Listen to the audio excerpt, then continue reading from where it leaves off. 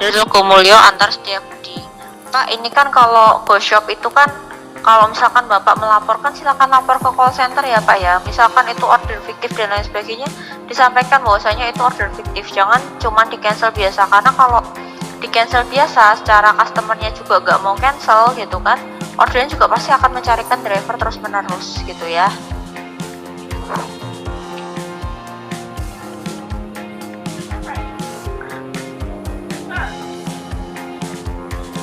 Ya Pak Norianto, dapat orderan aja kagak kok malah kon info ke customer. Ya ini pilihan ya Pak ya, kita ngasih opsi aja sih. Kalau memang Bapak Mas mau memberikan info ke customer ya monggo, enggak ya monggo. Oke, Resto mencari driver bisa sampai 30 menit Mbak, kasihan Resto sama konsumennya Mbak. Driver juga, padahal driver di depannya Resto banyak yang nganggur, tolong ditanggapi dan dibenahi. Sebenarnya gini sih Pak, kita kan bukan lagi yang terdekat ya, jadi memang kita mencarinya itu bukan berdasarkan yang terdekat, cuman kondisinya seperti apa itu kan kita juga perlu cari tahu dulu. Memang ketika Resto itu ada yang sulit dapat order itu kan nanti ini ya apa namanya, kita punya datanya gitu, resto-resto mana sih yang sering susah dapat order, dan itu sebenarnya udah dalam pantauan kita gitu. Tapi biasanya resto-resto tersebut itu memang sering atau susah dapat ordernya ya di jam malam gitu, yang mana tengah malam itu jumlah driver yang standby juga gak banyak gitu ya Pak. Jadi pasti kalau kita buka datanya pasti akan ketahuan semua kok gitu. Oke, gratis ongkir tapi biaya layanan mahal, itu yang dikeluhkan customer ya.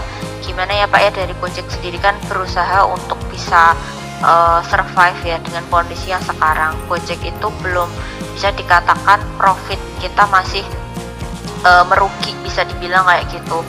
Nah kalau misalkan ibaratnya Bapak punya usaha tapi rugi terus kan ya apa namanya, itu nanti kita nggak bisa survive, perusahaannya bisa bangkrut. Terus biaya layanan itu kan juga kita gunakan untuk maintain aplikasi juga gitu loh Pak. Kayak misalkan Gojek kan punya aplikasinya 3 nih, Gojek Customer, Go Partner, Go Biz. Nah kalau misalkan kita mau nambahin fitur dan lain sebagainya itu kan juga nggak mudah. Terus promo-promo sendiri itu kita kembalikan lagi itu dari biaya layanan yang dibayarkan oleh customer. Jadi sebenarnya biaya layanan itu balik lagi sebenarnya juga buat customer sendiri. Kayak misalkan ke driver dapat pemotongan 20%, kita kembalikan lagi ke teman-teman berupa apa? Berupa insentif, berupa program-program swadaya kayak gitu.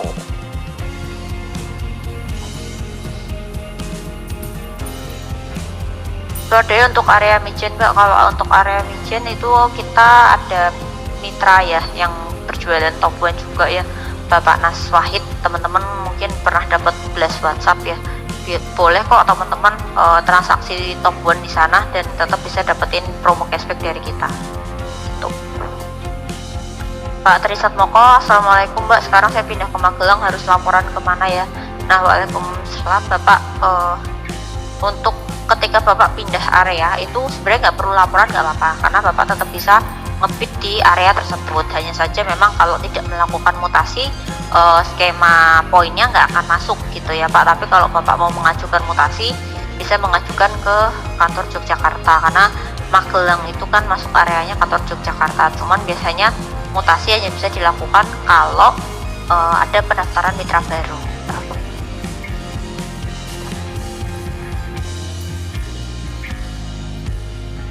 Oke Mbak, kok skor penilaian hilang. Nah skor penilaian itu skor kinerja ya Pak ya, itu memang kita lagi evaluasi. Jadi ini kalau misalkan kita meluncurkan sebuah fitur tuh pastikan kita akan pantau, kita akan evaluasi secara berkala gitu. Jadi memang untuk sekarang baiknya memang di take out dulu dari aplikasi.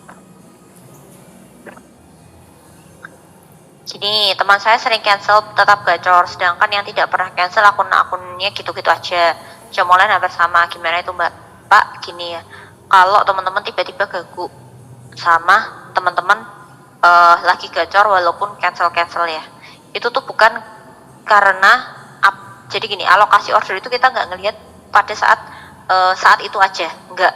Tapi kita melihat itu dari secara keseluruhan bulan-bulan yang lalu, bahkan mungkin 2-3 bulan yang lalu gitu ya.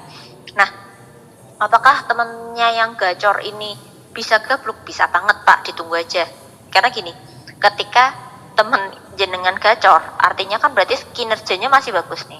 Nah, semakin banyak orderan yang dilewatin atau di cancel, otomatis penilaian dari Gojek kan semakin berkurang.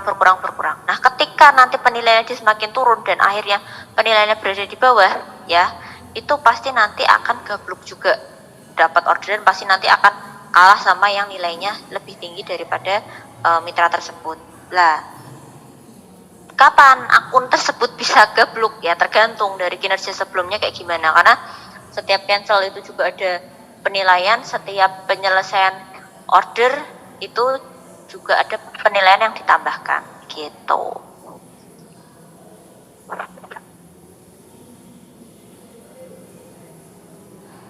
Nah, ini kalau masalah orderan udah saya akan bahas lagi ya teman-teman, kayak tadi udah saya bahas bahwa intinya adalah konsisten jam online, karena yang datang ke DSU pun sulit untuk dapetin orderan. Ya kalau jenengan masih on bidnya 5 jam, 6 jam pasti akan kalah, karena mitra di Semarang udah rata-rata ngebitnya 8 jam, 9 jam, dan itu kalau misalkan jamnya naik turun udah pasti persaingannya jadi susah, karena kurang lebih kemarin sebanyak 2000 mitra itu berusaha untuk mempertahankan jam online-nya konsisten selama kurang lebihnya 2 minggu, 1 bulan gitu ya. Jadi teman-teman kalau gak konsisten ya pasti akan susah bersaing sama teman-teman yang lain.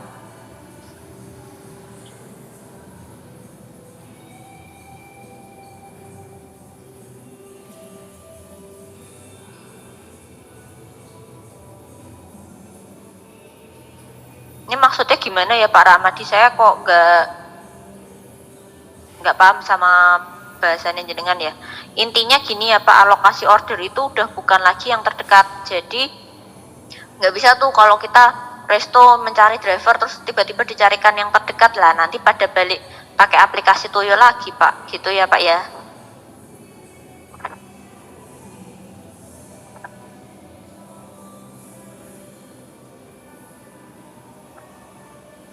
Kalau gini Pak, kalau Satgas harus survei ke resto satu-satu, Masya Allah Pak, di Semarang itu ada puluhan ribu resto Pak, Satgasnya cuma ada 5, jadi terbatas banget. Belum itu juga Satgas itu tugasnya ngurusin jenengan-jenengan, bukan ngurusin resto aja.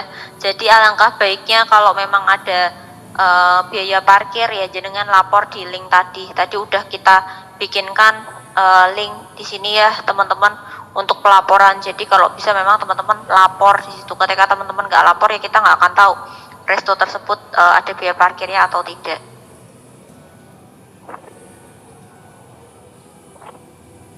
Kalau di Paragon ada Pak, ada semua biaya parkirnya Pak. Ada kenaikan goret nggak? Untuk tarif tidak ada untuk sampai sekarang. Nah ini juga rute juga kalau bisa dilaporkan aja Pak di link tersebut. Nah kalau misalkan Mbak saya cuma mau perbaikan rutenya banyak yang sesat. Lah yang sesatnya kayak gimana? Rutenya yang gimana yang dimaksud sesat itu? Apakah secara jalan nggak bisa dilewati atau bisa dilewati tapi curam jalannya? Contoh kayak Kiai Mojo, nah itu kan kita perlu tahu Pak kondisi lapangannya dan orderannya mana. Kita tetap butuh nomor ordernya teman-teman, karena pasti nanti tim terkait juga akan ngelihat baik orderannya teman-teman. Jadi kalau bisa memang dilaporkan. Sudah kita sediakan linknya, monggo teman-teman bisa lapor di link tersebut gitu. Kalau Uptown memang karena itu mall baru ya Pak ya, bisa dilaporkan aja kalau apa namanya belum ada biaya parkirnya.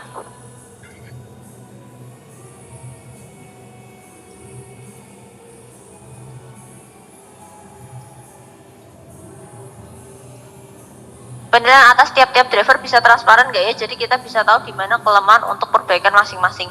Nah ini yang sulit Pak, bukannya kita nggak berusaha untuk transparan ya. Sebenarnya dengan skor kinerja aja tuh kita berusaha untuk transparan, infoin ke teman-teman apa sih yang perlu diperbaiki dari teman-teman. Cuman itu aja kadang masih suka salah kaprah nih. Tapi kalau misalkan ditampilkan lebih detailnya lagi, wah itu untuk nambah fitur-fiturnya itu pasti ribet banget Pak, karena aspek penilaiannya tuh banyak banget. Tapi yang pasti itu Kalau misalkan teman-teman jam online-nya konsisten dan lain sebagainya, sebenarnya nggak perlu penilaian seperti itu. Akunnya teman-teman pun juga udah baik dan bisa dapat orderan gitu. Nah, lapornya di mana Pak Adi? Kalau lapornya cuma by WA ya mohon maaf, karena WA-nya kami itu kan dipakai juga untuk ngeblas undangan swadaya, ngeblas kopdar, yang mana chatnya ribuan sekali ngeblas. Nah, kalau teman-teman lapornya ke link, insya Allah ini nggak akan ke-skip, karena setiap laporan yang masuk itu langsung terdata di situ gitu. Oke, karena tadi sesuai janji saya ya teman-teman ya, kopdarnya hanya 30 menit aja, dan saya juga harus lanjut ke kopdar mitra roda 4. Mohon maaf kalau misalkan belum bisa menjawab semua pertanyaan teman-teman ya, jadi teman-teman silahkan mungkin nanti bisa join lagi di kopdar yang selanjutnya gitu ya. Matur nuwun teman-teman udah join kopdarnya, semoga teman-teman sehat selalu, dilancarkan rezekinya, dimudahkan rezekinya, orderannya, dan selamat beraktivitas kembali. Saya Rizky pamit ya. Assalamualaikum warahmatullahi wabarakatuh.